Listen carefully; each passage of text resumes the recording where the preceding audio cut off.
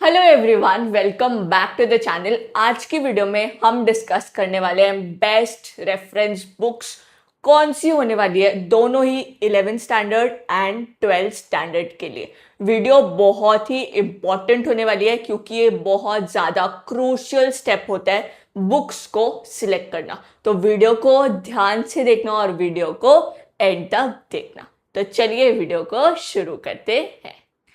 सबसे पहले हम अपने सबसे प्यारे सब्जेक्ट की बुक को डिस्कस करते हैं। वो है हमारा अकाउंटेंसी। अकाउंटेंसी में दो मेन बुक्स यूज होती हैं। कौन सी? एक होती है हमारी डीके गोयल और एक होती है हमारी टीएस ग्रेवाल। दोनों ही बुक्स अपने में बहुत बढ़िया हैं। तो जो भी आपका स्कूल टीचर यूज कर रहा है ना, वो सी बुक आप यूज करना। क्यों? क्योंकि होगा क्या, जब वो आपको होमवर्क देंगे ना, तो आपके लिए वो करना इजी पड़ेगा। अगर आप और आपके स्कूल टीचर के पास अलग अलग बुक्स होंगी तो बहुत ज़्यादा मिसमैच होगा और बहुत ज़्यादा कंफ्यूजन क्रिएट होगा और आप क्वेश्चंस नहीं सॉल्व कर पाओगे जो भी होमवर्क में दिए होंगे। तो जो भी आपका स्कूल टीचर बोल रहा है वो सी बुक आप यूज़ कर सकते हो।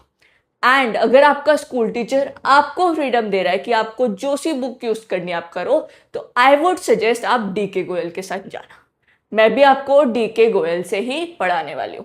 क्यों? क्योंकि इसमें बहुत ज़्यादा सिंप्लीफाइड वे में हर चीज़ समझाई गई है और क्वेश्चन भी बहुत अच्छे अच्छे हैं।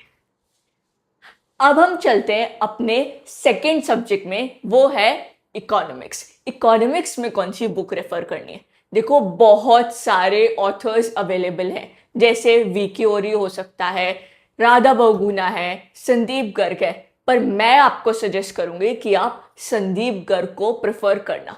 क्यों? सबसे पहले तो उसमें सिंप्लीफाइड वे में हर चीज समझाई गई है और फिर जब आप क्वेश्चन सॉल्व करने जाओगे ना, तो उसमें धीरे धीरे डिफिकल्टी लेवल बढ़ाया गया है। बट वहीं वीक्योरी में भी बहुत ही सिंप्लीफाइड वे में हर चीज समझाई गई है, बट क्वेश्चन थोड़े ट्रिकी से है तो आप थोड़ा कंफ्यूज हो जाओगे। उसमें थोड़े out of the box question पूछे गए हैं, तो इसलिए आपको कंफ्यूजन ना क्रिएट हो तो आई वुड सजेस्ट सबसे बेस्ट बुक आपकी संदीप गर्ग रहने वाली है।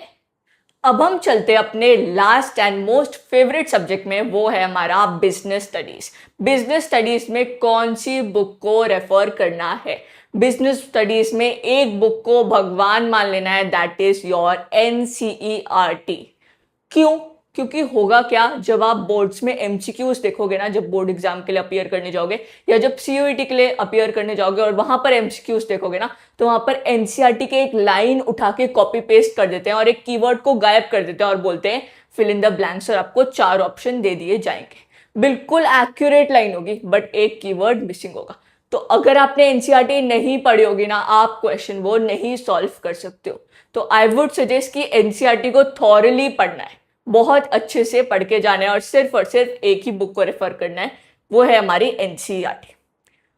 अब टीचर्स बोलते क्या है कि पढ़ने के लिए तो आप एनसीईआरटी यूज कर लो, बट क्वेश्चन सॉल्विंग या केस स्टडी बेस्ड क्वेश्चन के लिए आप कोई भी रेफरेंस बुक यूज कर लो।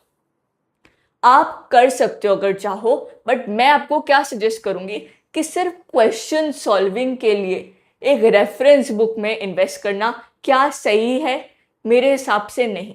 तो आप क्या कर सकते हो, आप जैसे जैसे चैप्टर करते जाओगे, जैसे आपका चैप्टर 1 कंप्लीट हुआ, उसकी पीडीएफ को आप चैट जीपीटी में अपलोड कर दोगे और वहां पर प्रॉम्प्ट लिखोगे कि इसमें से मोस्ट डिफिकल्ट 20 क्वेश्चन मेरे को बना के दे दे एमसीक्यू फॉर्म में, या फिर मोस्ट डिफिकल्ट असर्शन रीजनिंग के क्वेश्चन देते, या फिर most difficult true and false देते, या फिर most difficult fill in the blanks देते, और वो आपको पूरा फॉर्मेट में बना के दे देगा।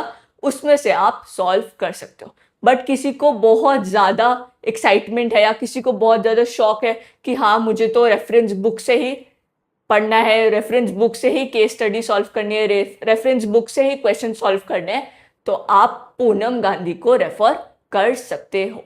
बट मैं आपको सजेस्ट करूंगी कि आप चैट जीपीटी, जैसे मैंने आपको बताया उस तरीके से भी आप क्वेश्चन सॉल्व कर सकते हो।